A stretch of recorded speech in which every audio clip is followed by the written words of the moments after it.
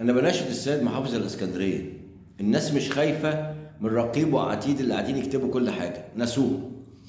فأنا بناشد سعادتك، يا ريت حضرتك تركب كاميرات مراقبة في كل المصالح الحكومية، الشارع العقاري، مستشفيات، الأقسام، المحاكم، كل حتة، تأمين صحي بالذات، كل حتة فيها تعامل مع الجمهور ركب فيها كاميرات، والكاميرات دي تتربط بغرفة المحافظة، تبقى 24 ساعة، يعني طول ما الشغل شغال في المصالح الحكومية ناس قاعدة بتراقب عشان المواطن ما يضيعش حقه، عشان الدرج يتقفل.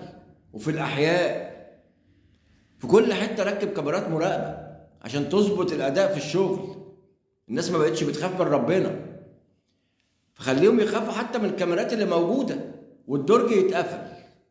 ما لو الكاميرات متركبة مش هفتح الدرج وأخاف، حتى لو ارتشي هنزل بره ارتشي هتشوفني وانا قايم من على مكتبي.